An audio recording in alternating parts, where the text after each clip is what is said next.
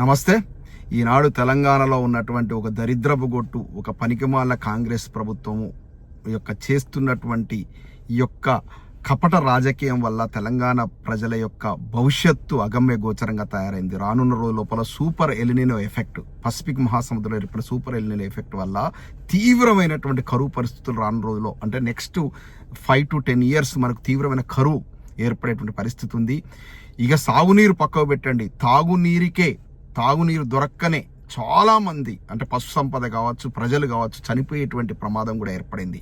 వీటన్నిటిని దృష్టిలో పెట్టుకొనే కేసీఆర్ గారు ఆనాడు, అంటే ఇటువంటి విపత్కర పరిస్థితుల్లో తీవ్ర కరువు కాటకాలు వచ్చినప్పుడు తెలంగాణ ప్రజానికాన్ని కాపాడుకోవడానికే 1,00,000 కోట్లైనా అయినా పర్లేదని చెప్పేసి యుద్ధ ప్రాతిపదికన కాళేశ్వరం ప్రాజెక్టు కట్టారు.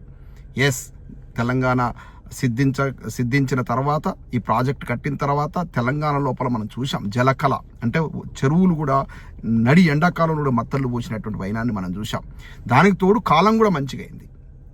కాలం కాకపోతే అప్పుడు మనకు కాళేశ్వరం యొక్క ప్రాజెక్టు యొక్క ఇంపార్టెన్స్ ఏంటో తెలిసేది.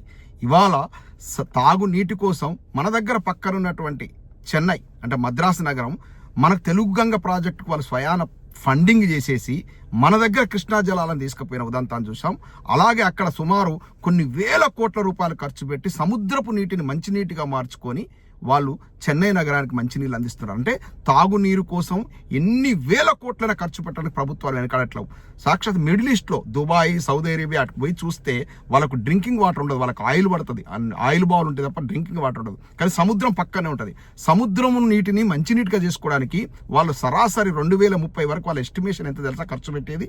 దాదాపు 9 లక్షల కోట్లు. 9 లక్షల కోట్లు ఓన్లీ తాగునీటి కోసం మిడిల్ ఈస్ట్ కంట్రీస్ మొత్తం, అవన్నీ కూడా మన భారతదేశం సైజు ఉంటాయి అంతే, అవన్నీ కలిపి 9 లక్షల కోట్లు ఓన్లీ తాగునీటి కోసం ఖర్చు పెడుతున్నాయి. ఇది ప్రపంచంలో వివిధ దేశాలు డ్రింకింగ్ వాటర్ కోసం, అలాగే ఇరిగేషన్ వాటర్ కోసం ఇస్తున్నట్టు ప్రయారిటీ. ఆ ప్రయారిటీ, తనకు నీళ్ళ యొక్క విలువ తెలుసుకోవాటే కేసీఆర్ గారు తన ప్రభుత్వ హయాంలో అత్యంత ప్రయారిటీగా తీసుకొని రైతులకు రైతు బంధుతో పాటు సాగునీరు కూడా ఇవ్వాలి. హైదరాబాద్ నగరానికి తాగునీరు ఇవ్వాలంటే మనకు అంటే మన తలవంపునే పోతున్నట్టు గోదావరి జలాలను వాడుకోవాలనే ఉద్దేశంతో కాళేశ్వరం ప్రాజెక్ట్ ఇట్టారు.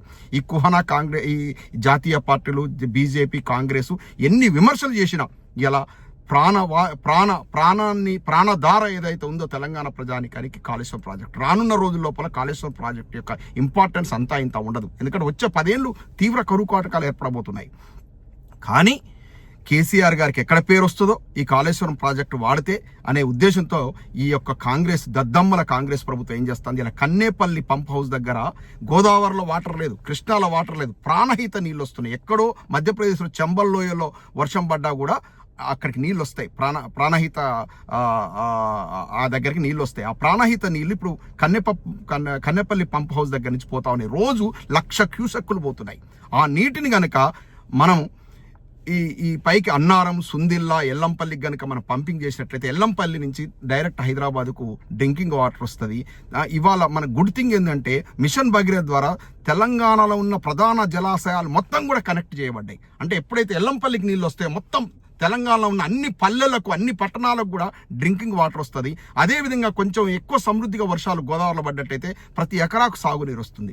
ఇటువంటి బృహత్తరమైనటువంటి గొప్ప ప్రాజెక్టు, నిజంగా ప్రాణదాత అది కాళేశ్వరం ప్రాజెక్టు. అటువంటి ప్రాజెక్టును ఏదో NDRA, అంటే national dams, NDSA, national dam safety authority వాళ్ళు ఏదో సూచనలు ఇచ్చారని చెప్పేసి మేడిగడ్డలో 2 పిల్లర్లు కుంగిపోయినాయని చెప్పి, ఆ కుంగిపోయినాయో వాటి పేల్చిరో తెలియదు కానీ అని ఒక కుంటి సాకు పెట్టేసి ఇవాళ కన్నెపల్లి పంప్ హౌస్ నుంచి వాటర్ పంపు చేయట్లేరు. అసలు యాక్చువల్ మేడిగడ్డలు నిల్వ చేయాల్సిన అవసరం కూడా లేదు. కన్నెపల్లి పంప్ హౌస్ లోపల ఇప్పుడు వాటర్ అవైలబుల్ ఉంది.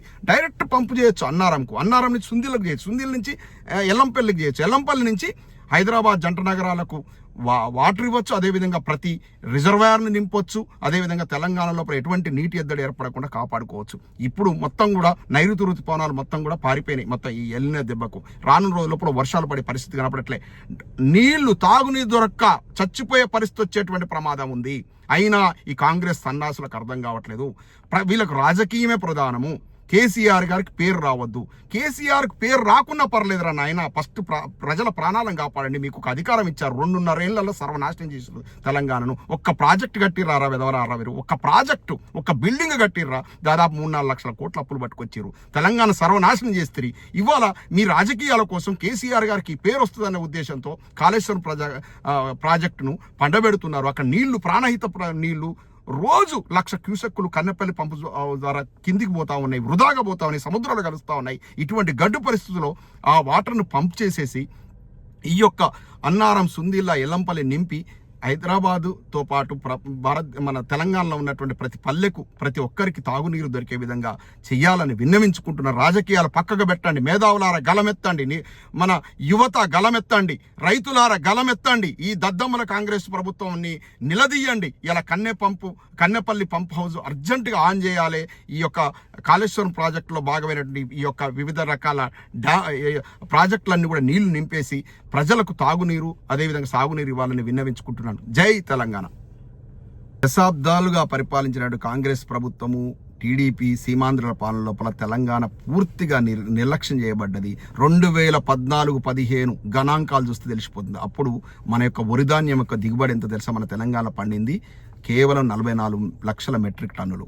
కానీ కేసీఆర్ గారి పుణ్యం, కేసీఆర్ గారి కట్టిన ప్రాజెక్టుల ఫలితం వల్ల 9 సంవత్సరాల లోపల ఆయన చేసినటువంటి ఈ యొక్క సాగునీటి కోసం చేసినటువంటి కృషి వల్ల ఇవాళ 2025-26లో వచ్చినటువంటి వరిధాన్యం దిగుబడి ఎంత తెలుసా?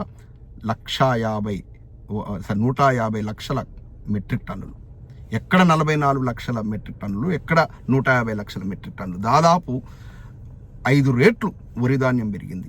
దాదాపు 4 నుంచి 5 రెట్ల వరిధాన్యం దిగుబడి పెరిగింది. ఎందుకు పెరిగింది? ఇవన్నీ కూడా కేసీఆర్ గారు ఇచ్చినటువంటి ప్రయారిటీ వల్ల.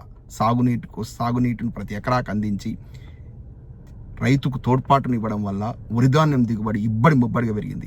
ఇప్పుడు ఏమైంది? కాంగ్రెస్ ప్రభుత్వానికి ఇంకోటి అయింది, ఈ పండించిన వడ్లను కొనడం చేత కావట్లేదు. కాబట్టి కావాలనే ఈ కన్నెపల్లి పంప్ హౌస్ ఆన్ చేయకుండా రేపు రానున్న రోజుల లోపల నీటి ఎద్దడి క్రియేట్ చేసేసి వరిధాన్యం వేయకుండా వరి పంట దిగుబడిని తగ్గించే కుట్రకోణం కూడా ఉందా అని అనిపిస్తూ ఉంది. ఎందుకంటే నీళ్ళు ఇస్తే వడ్లు ఎక్కువ పండితే కొనాలి.